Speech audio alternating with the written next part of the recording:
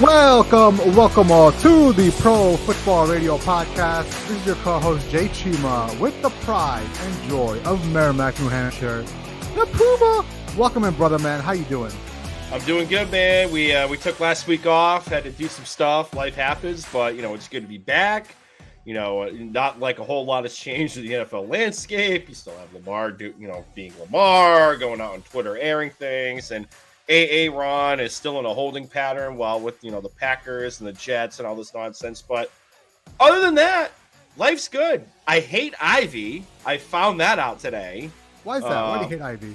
So we're getting siding done at our house, and there's ivy that was growing, in front in like this little yard area, and apparently it's taken over the side of the house, and I have to rip that up before the installers come. And my God, is it god awful. I'm a Cubs fan, and Wrigley Field has ivy on the outfield wall. And after today, I was like, if they want to take a blowtorch to that, have at it. Like I am so over this ivy nonsense. But so what's the height of this ivy? Like, do you get on top of the roof, or like where's it growing? I mean, I'm gonna need like at least a 10-foot ladder to take down like this great looking thing that the ivy was supposed to just grow on, but then it went Wild Kingdom and grew the length of the left-hand side of the front of the house, and now it's embedded in shrubs. I had to take ivy killer to things today. I can't wait to go out tomorrow and see like every shrub is just nuked, but whatever. But that's where I'm at in life. Buy a house, they said. That's the joys of homeownership, right? You basically become Tim the Toolman Taylor no matter what. Yeah, something like that. I'm trying to figure out like what size ladder do I need to buy from Home Depot tomorrow in order for me to judge how much do I want to fall off of this friggin' thing. Yeah. Well, you can always use so I don't know if iPhones have this feature or not, but you can always use iPhone can take pictures and basically tell you how long or like how tall that object is. So I don't know if there's some sort of app that you can use for Androids where you can just take a picture. I'm like, all right, well, this thing is 9 foot tall. I got to get this much ladder kind of thing. Right. Yeah. We were talking about AI a few minutes ago, so I'm sure the AI bots can help you. Yeah, ChatGPT's got this. Yeah. Yeah. Imagine if you typed in like, how tall is my wall in my house? And it figures that out. Oh, that's scary. That's scary stuff. But yeah, man, it's good to be back in the saddle here. We took last week off, and there's a little bit of a lull after most of the free agency stuff happened. And to be real, this year's free agency wasn't as hyped as most people thought it was going to be. And now the next upcoming big calendar item is the NFL draft, which is about in 2 or 3 weeks. So a little bit of lull, not that much news coming out. The Lamar Jackson still floating out there, and Rodgers news is still floating. But this morning, an interesting little nugget was dropped by one Mike Florio from Pro Football Talk. He reports that the Patriots this offseason were shopping Mac Jones.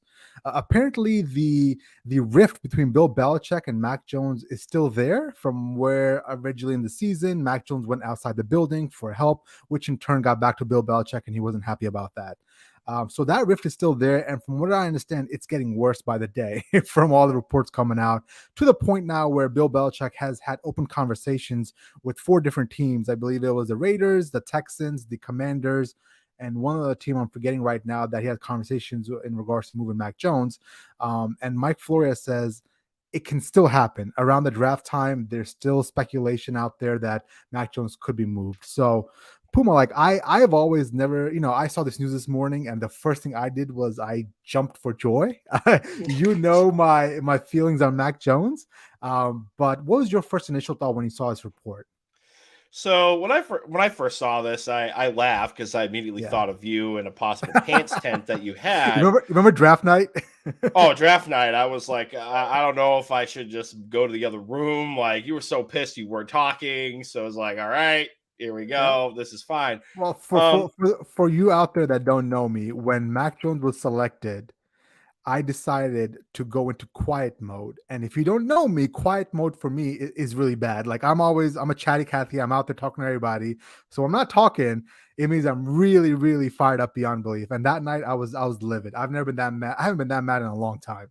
Yep. DEFCON 1 in the Silva House on draft night. But no, Jay, when I first saw this report, I like part of me, as much as I am not a Mac Jones fan, like I'm not, but like for Bill to get pissed that Mac Jones, in the middle of a lost second year with Bozo Deluxes at the offensive coordinator position and Joe Judge and Matt Patricia, the fact that Bill was getting pissed that Mac Jones called up like Steve Sarkisian, I believe, who was former offensive coordinator at one point at Alabama, current head coach of the University of Texas, to call him to like discuss like that was the bridge too far out of that whole offseason, to me is just asinine at best. Like the last year was just an absolute clown show.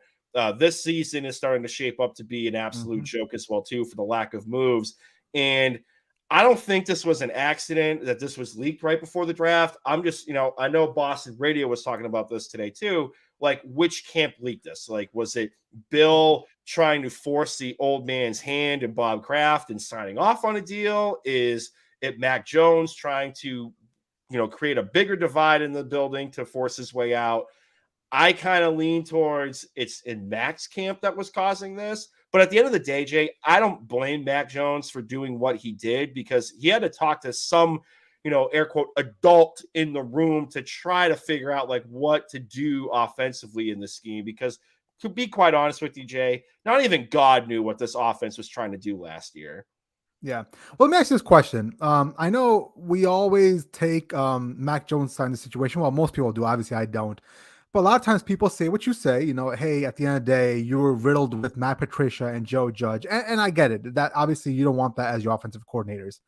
But what does it say to the fact that Bailey Zappi was able to put up 28 points in back-to-back weeks or more, basically with those two offensive coordinators? It seems to me that a lot of the issue, and this is the way I see it, that Mac Jones was not vibing with that offense is because he'd never bought in. And when you see a kid in Bailey Zappi buying in, who's a simple yes sir, no sir kind of guy, you saw some of the potential that Bill Belichick was hoping to get out of those offensive coordinators. Now, I'm not saying Bailey Zappi and Joe Judge and Matt Patricia were going to be able to go light up the Kansas City Chiefs or the Buffalo Bills and take them down, but we saw a marked improvement from where Mac Jones was as a quarterback and where Bailey Zappi was, just because of simple buy-in, simple, just like, saying yes sir, no sir, and running the plays as needed instead of having a temper tantrum. And I think that's the root cause of why this conversation is coming up again, because Belichick saw from day one this kid wasn't a leader. I've always been saying that. I think he's a false leader. He never bought in, and he just made everything much worse. Like,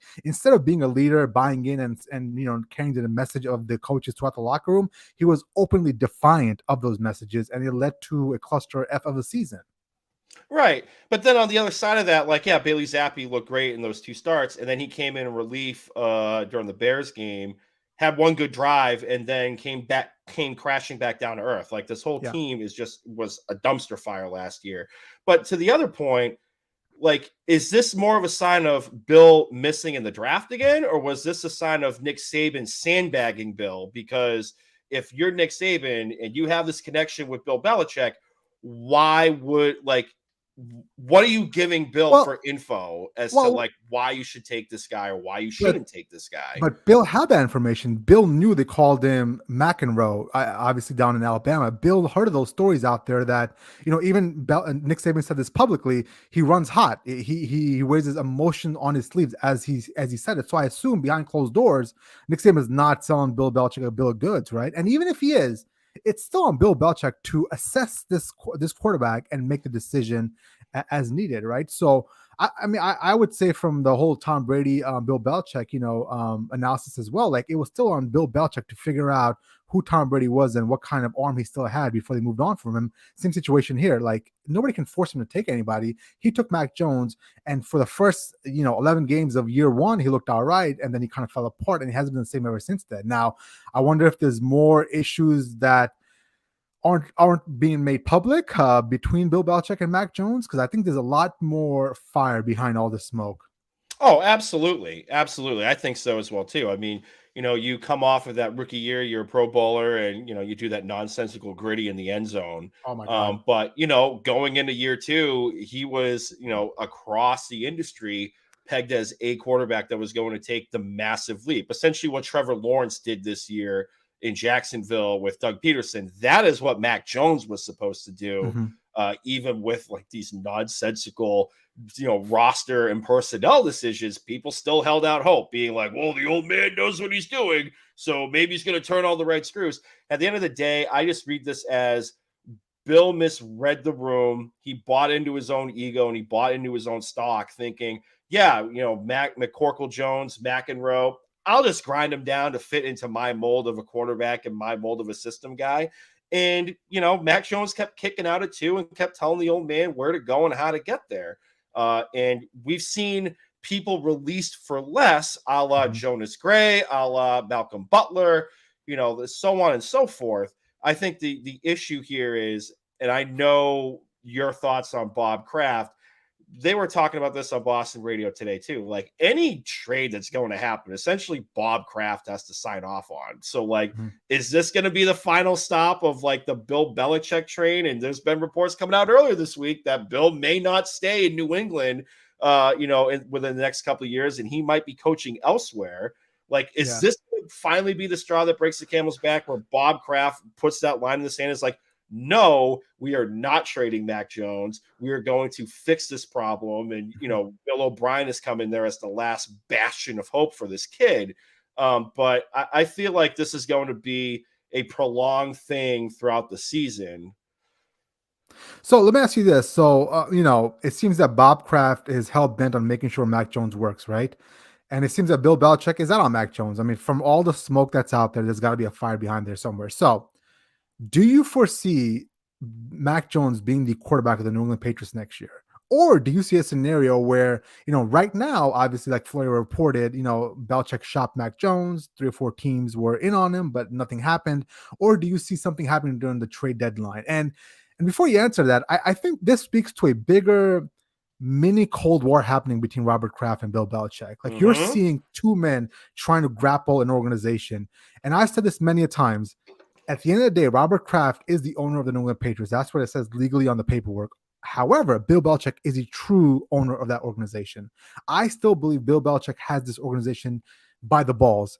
And there's no way in hell that Robert Kraft is going to be able to wrestle back some power. He's trying his best. He's trying his best right now. But unless you fire him flat out, Robert Kraft, you're in a world of hurt. You're just along the ride like the rest of us are. I mean, I think an argument can be made that Bill is managing this, not just situation, but this offseason and upcoming campaign in a way that he is trying to get fired, in my opinion. He's trying to tempt the fates. I think so, Jay. I mean, there's been all these rumors of, oh, they're going to be in on this, and oh, they're going to be in on that. And I mean, I feel like the swan song of this, or like the first salvo, I should say, was the hiring of Joe Judge and Matt Patricia last year. But to get back to your question, I think he is going to be the quarterback moving forward, even into next year, because I mean, if this was the quarterback class last season, where Matt Corral and Malik Willis and Desmond Ridder were being touted as these potential number 1 quarterbacks, which none of them are, and I'm saying that as an Ole Miss guy and Matt Corral, yeah, sure, I could buy that argument of trading up for trading Mac Jones and getting draft picks and whatever. But with CJ Stroud, Bryce Young, AR-15, Anthony Richardson, Will Levis and company. Hell, maybe Hendon Hooker might be a late round draft pick in the first round. Like, there are options there. Like, I don't think I don't think the Saints are going to move off of their draft pick and possibly get one of these young guns and take a possible head case in Mac Jones. They just signed Derek Carr to that massive contract. Mac Jones is going to want to play. It doesn't make sense there. Unless Jimmy Garoppolo and Brian Hoyer get hurt out in Las Vegas, I don't think that's going to jive either. I just don't see a seat open for him, barring like the insane possibility that we live in a world where Aaron Rodgers does not go to the New York Jets. Woody Johnson's like, F Zach Wilson, I'm not doing that new nonsense. Let's try to strike a deal in the division and get Mac Jones. I don't see a chair open for this kid. How about San Francisco? At the end of the day, they were in on trading up. That was the rumor, right? Like, they were trading up to get Mac Jones at 2. I mean, I could buy that. You send Trey Lance back to New England. They try to fix Trey Lance. Mac Jones gets out underneath Bill Belichick. He goes to the team that was usually going to take him. The Vikings, they've got a quarterback that's essentially going to be done on his contract in a year from now, and that's why they're talking an extension. Mac Jones is basically Kirk Cousins, right? I think there are spots out there, and I think eventually, as the draft comes around and the draft comes and goes, and teams, that were wanting a quarterback don't get a quarterback, I think Mac Jones could be a viable option. The question really needs to be asked: how bad is this relationship between Belichick and Mac Jones? That's the real question here, and I think it's pretty bad. And I think there's a really good chance he might not be the quarterback next year. Now, I'm not saying we might go back in there and draft another quarterback. I'm not saying we're gonna go get Anthony Richardson or whatever it is, but I think there's a real scenario here where they like what they saw out of Zappy. They see no major difference between Mac Jones and Zappy. Like, I'm not saying Zappy is better than Mac Jones. All I'm saying is Zappy is the equivalent to Mac Jones, but with a better attitude. And I think Belichick sees that as, I can make this kid work. All right. I mean, I could see it. I can buy it. It's just, all right, for argument's sake, like they trade Mac Jones to whoever. Yeah. Now you're with Zappy, and what? You're going to sign Carson Wentz as a backup? You're going to sign old man Matt Ryan as a backup? You're going to try to pull a 49ers and get like the next Brock Purdy as Mr. Irrelevant? Like, some of the guys that are available on the streets right now are, as messed up as it sounds, worse than Mac Jones right now. I mean, Matt Ryan withered in front of our eyes last year. Mm-hmm. Marcus Mariota, depending on who you ask, either left because his wife was in labor or just flat out quit on the team when Desmond Ridder finally got the tap to start, the last couple of weeks of the season last year. And I mean, if that's the case, right, let's say let Marcus Mariota quit on the team just for argument's sake. Isn't that worse than what Mac Jones did talking to Steve Sarkisian? Like, all these guys that are available on the street, to quote Cam Newton, all these randoms are worse than Mac Jones. So you might as well ride it out with Mac. And if that means, and I've been saying this for a while offline, I'm going to say it here. Bill Belichick is on borrowed time, in my opinion. Mm-hmm. Like, this is a Cold War that's going on between the guy that's cutting the paychecks and the guy that's touted as inventing the Patriot way. Let's say they have another bad season this year, which I think is very possible in this AFC, conference that is still a hell in a cell compared to the NFC conference. They have another bad year. Like, at what point does Bob Kraft just rip the Band-Aid off and says, okay, like Bill O'Brien or Gerard Mayo, I think they tapped Gerard Mayo as the next head coach, waiting in the wings. Like, this is going to be your show now. But I mean, there's clearly a divide between these two guys. And I think this is because Bob has been kicking himself for letting Bill let Tom walk out the door and win a Super Bowl from the jump in Tampa Bay as soon as he signed with them. Now, hear me out, all right, with an open mind, okay? Mac Jones gets traded. Tom Brady comes back, finishes his career in New England. Let's go. LFG. He's going to play with the old man? Okay, for argument's sake. What reconciliation is going to happen between Tom and the old man, Bill Belichick, when Bill can't even figure out the right way to motivate Mac Jones and push the right buttons to get this kid to actually buy into the fucking program? Talk me through how they're going to reconcile. I didn't say it was a good, idea. I'm just saying, as a fan, I'd love to see that happen. I mean, no way in hell do I see that happening. No way in hell Tom Brady goes back to Bill Belichick. The divide there is just too big. We think the divide between Mac Jones and Bill Belichick is big. Tom Brady is bigger. So yeah, I'm just joking here. But I do think what could happen is, like I said, they don't see a big difference between Mac Jones and Bailey Zappi, except Bailey Zappi has a better attitude. So if Mac Jones is the guy that eventually is going to get you to the Super Bowl, then might as well start Bailey Zappi and draft another quarterback and start over again. Like, I know it sucks, but that's essentially where we're at right now.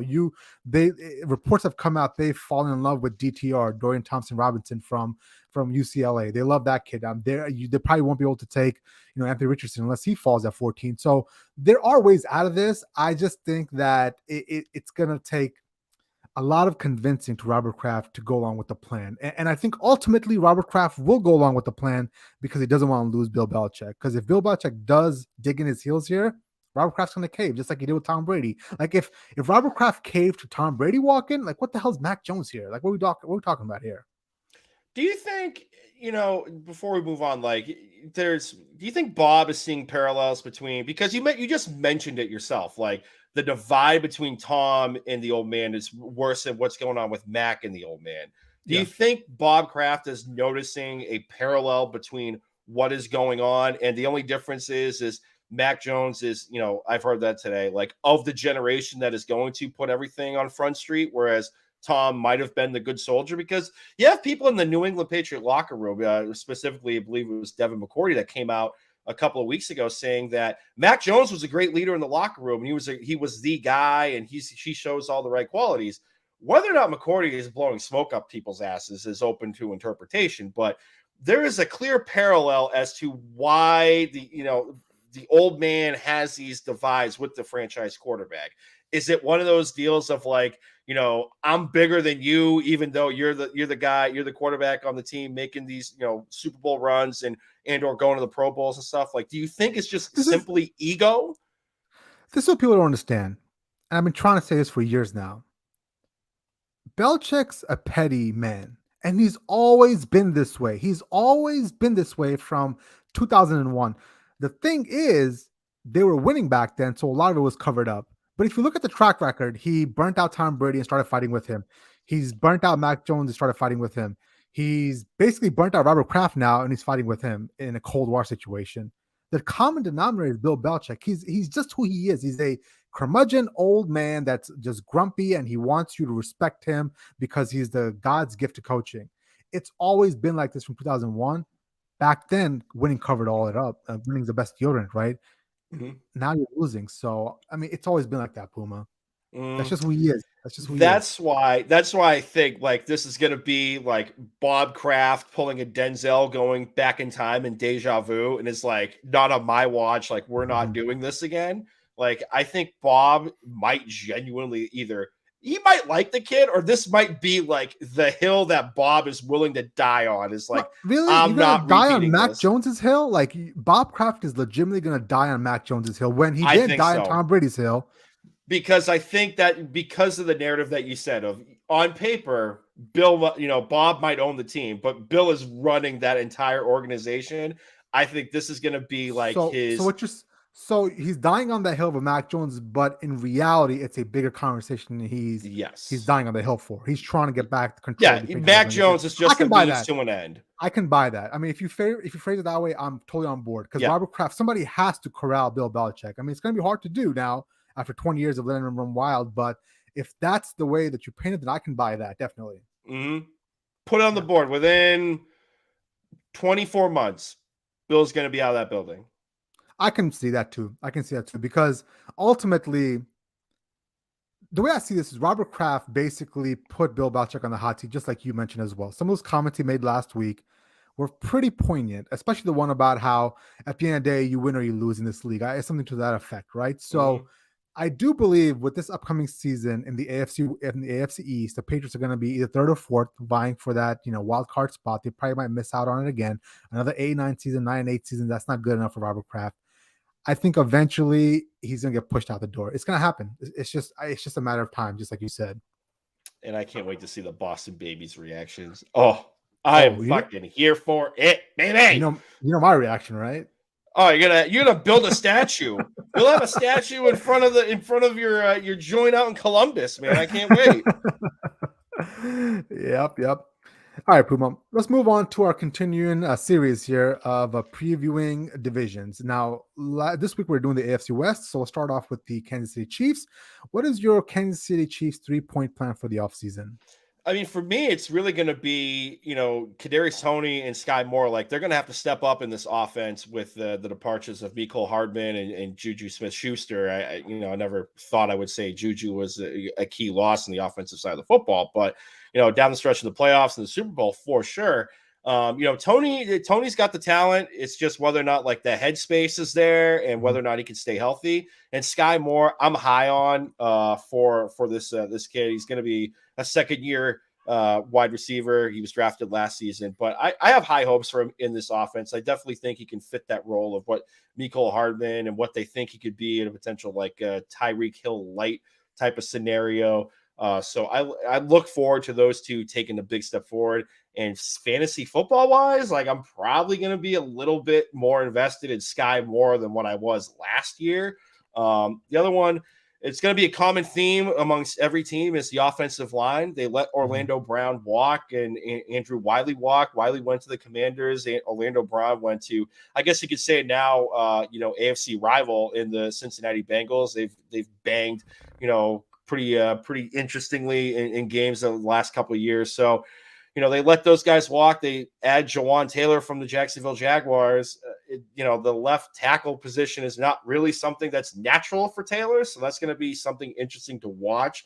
And no Bieniemy, no problem. I mean, Matt Nagy's now going to be the offensive coordinator. He was the OC there prior with Andy Reid. I mean, we all know Andy Reid is calling the plays, but, over the last couple of seasons, there have been reports that Mahomes and Bieniemy weren't on the same page, and sometimes it was visible on the sideline, and even Travis Kelce had something to say a few times on the sideline to EB. So I want to see how this offense looks with Matt Nagy. I don't think it's going to take a giant step back. I think it might take a step forward, if anything, now that there's a different voice in the offensive side of the football. Yeah. And for me, it's somewhat aligns with your 3-point plan as well. It's basically replace Orlando Brown. You got to address the defensive line, and you've got to find a wide receiver one, right? So number one, replacing Orlando Brown. You can probably, the best way of doing this is in a draft, right? You find that guy at left tackle that you can bring in, that you can mold, that you can have protecting Patrick Mahomes' blind side for the next 10, 15 years, essentially grow with him, right? A couple of guys that come to mind, DeJuan Jones from Ohio State, freak athlete. If he's there anywhere near that spot, jump up and take him. If he's gone, maybe take Anton Harris from OU, from Oklahoma, kid right down the road. He's also a beast. Addressing the defensive line. I don't think Jalen Carter's going to slide that much because now his agent said he's only going to take meetings with top 10 teams. But if he somehow gets down to the 20s and you essentially move up and take him, that would be mint because they've got to address that defensive line. I mean, it's been, they've had people coming in and out of that defensive line. They've got to essentially shore that up. And with the talent in the AFC West, with the offenses in the AFC West, you're going to have, edge rushers and a defensive line that can get to opposing quarterbacks. And then finally, finding a wide receiver one. Juju obviously is a wide receiver two. And they were lucky last year that they went and won the Super Bowl with just Travis Kelce. But I don't think that's something that you can rely on, right? You can't just go into year in and year out and just having Patrick Mahomes with a wide receiver two and a tight end one and win the Super Bowl. So whether it's OBJ or Hopkins, or if they feel that Kadarius Toney can take the next step to becoming wide receiver one, they've got to somehow figure that out as well. Now the one question I have for you, Puma, is, you mentioned this, and this is something I wanted to kind of expand on a little bit. With Eric Bieniemy leaving, right? I know at the end of the day, we all think Patrick Mahomes is going to plug and play, and essentially it's the Tom Brady of the 20 years of New England dynasty where it doesn't matter if it's Bill O'Brien, Josh McDaniels. But this really is the first time we're seeing a shift in offensive philosophy and a shift in offensive coordinator for Patrick Mahomes. So do you see any sort of like taking a step back, kind of like how Josh Allen did this year without Brian Daboll, or do you think it's going to be smooth, seamless transition next year, picking right up where they left off? Honestly, I think it's going to be smooth. I think it's just going to be picking up right where they left off, just because, no disrespect to EB, Andy Reid was calling those plays. You know what I mean? Yep. Like he would essentially like relay it to EB, and EB would key it up on the microphone, and he'd hear it in the helmet. Like there was never any report of EB was just strictly doing all of the offensive play calling, and Andy Reid was just standing there. Like I think the same is going to happen with Matt Nagy. Matt Nagy's just going to be singing from the same sheet music per se. So I don't anticipate this being like a Daboll to Ken Dorsey situation. I think it's just going to be, right where they left off. Okay. All right, let's move on to the Raiders 3-point plan for the offseason. I'll jump in here first. So, the easy one here is they've got to fix that defense, right? I mean, that defense is an absolute sieve. They're out there trying to outgun a bad defense, and it's hard to do in that division. Like we mentioned a few seconds ago, that division, you've got Patrick Mahomes, Justin Herbert, and now whatever Sean Payne rolls out as an offense, you're going to have a defense that can get after people and get stops.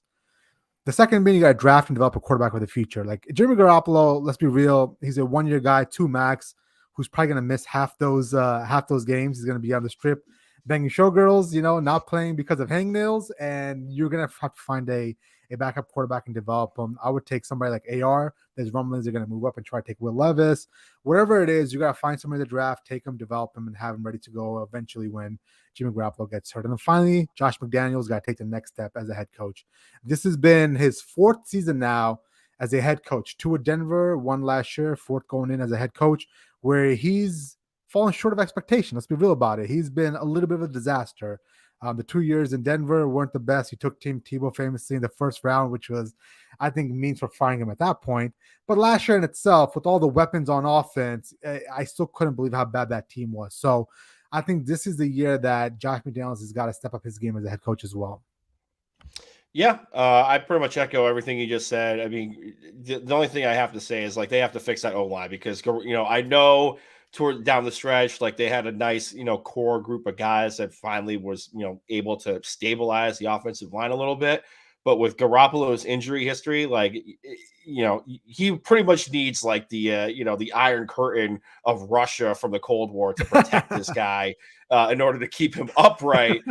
So it's going to come down to Garoppolo. Like, is he going to be able to play all 17 games of the season plus a potential playoff run if they even make it to that point and become a wild card team? I'm not holding my breath. He's just going to be a placeholder for a quarterback that they take. It's just whether or not they're going to be on the move. I personally think they're going to be on the move and move up the draft board to get a quarterback.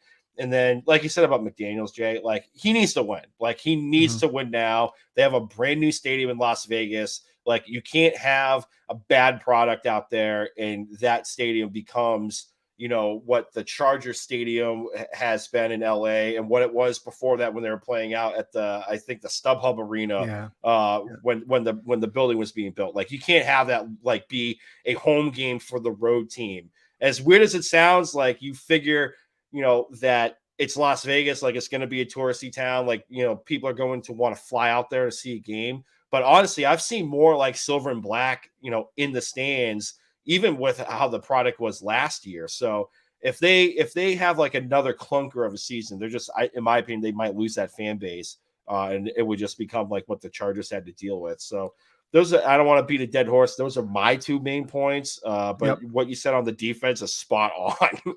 Yeah. Especially in that division, right? So, yeah. All right. Let's move on to the Los Angeles Chargers. 3-point plan for these guys. And for me, this is a little bit, it's fairly simple, right? It's going to be building depth at wide receiver, building depth at edge rush, and Justin Herbert's got to become an elite quarterback. So building depth at wide receiver, like the thing with the Los Angeles Chargers roster is it's so top heavy that the second somebody gets hurt, you're kind of screwed, right? So number one with wide receivers, yes, you've got Keenan Allen and Mike Williams, but the second those guys get hurt, the reason why the Chargers offense last year was so spotty and hit and miss was because those guys were hurt and there's nobody there to pick up the slack. Same thing with edge rush. Yes, they've got Bosa and Mack, but the second those guys got hurt, you couldn't get to the quarterback. It was basically like, basically a pair of mache defense at that point with all the injuries piling up. So you got to build depth across the roster, but especially at the wide receiver and the edge rush position. Now, finally, Justin Herbert, like, you know me and how I feel about him, how I used to feel about him. I used to think the world of the guy. He had an absolute cannon. Physical skill sets are all there, but I still can't get over the fact that he gave up a 27-0 lead in the playoffs. So with that being said, this offseason, he's got to come up with some sort of killer will, good, show some good leadership skills. All the stuff that we say as buzzwords were essentially the issue he had in college. Like all the stuff you're seeing now play on the NFL was 100% spot on why people didn't think he was the best quarterback in that draft and why he lacked some of those intangibles. So I'm hoping he's learned year 3 that, he's got to take the next step. Hopefully a big contract helps out with that, right? But essentially he's got to step his game up as well. For sure. For mine, Brandon Staley, at this point, he's going to be on borrowed time if he does not make, not just like a run in the playoffs. He just needs to make better head coaching decisions. Like, I understand the hot topic, the hot buzzword is, using math to figure out if you should go for it or not. But sometimes it's like, do we really want to go for it on 4th down when it's like 4th and 10 and we're on our own 30? Like, do we really want to do that? Like, I understand every now and then, but like every friggin' time, like No, it doesn't make sense. Some of the decisions don't make sense. And for me, the other point is not only just edge rush, Jay, like they need to fix the interior defensive line because that deep for a team that's head coached by a former defensive coordinator for the Rams, they couldn't stop the run to save their life. And that's just how sometimes they lost games was you had other teams willing to grind it out and run and get the short yardage. And, you grind that defense down and they break open a 20-yard run that's just a backbreaker, and you lose the game on top of nonsensical head coaching decisions. If I can't beat that point into people's heads, and then the other one is like, is Austin Eckler going to be on that roster or is he going to be traded? Because for me, I know we're in the era of the running back as a devalued position, but if you look at how he's used in this offense, and a lot of it is because of Joe Lombardi. Who's no longer the offensive coordinator, Kellen Moore is. So expect there to be more shots down the field and more wide receiver usage. But Eckler was averaging 1,600 yards and 19 touchdowns in the last couple of seasons with the Chargers. And you get rid of that safety blanket for Justin Herbert. Like that's going to be, to me, something interesting to watch. Is if they ship him off. Personally, I don't think he's going anywhere. I think he means too much to this offense. How they're going to justify paying this guy, I could not tell you the mental gymnastics that they're going to have to do it. But I can't see Eckler really leaving. But if he does, this offense to me is going to take a big old hit.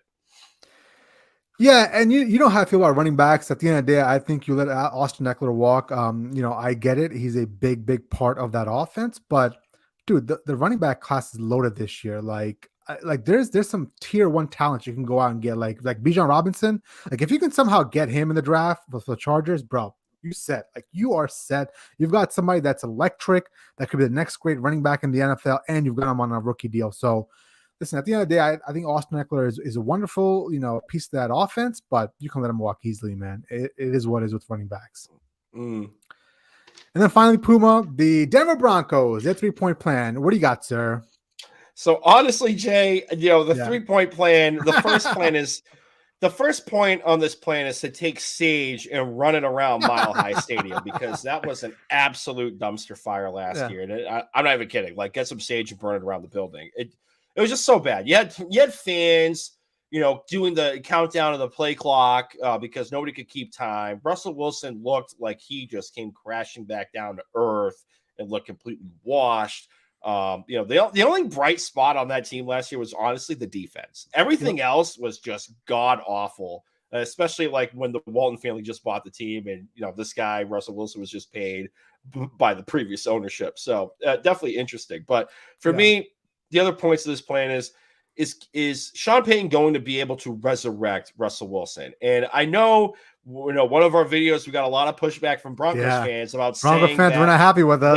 that hey, like this is going to be a run heavy team. Well, I'm sorry, it's going to be a run heavy team. Like I know that you have Jerry Jeudy and Cortland Sutton on the roster. Maybe one of these guys is going to be traded by the NFL draft or the trade deadline during the season. Who knows? But the signings of Mike McGlinchey and trying to fix that offensive line, you have Sean Payton that.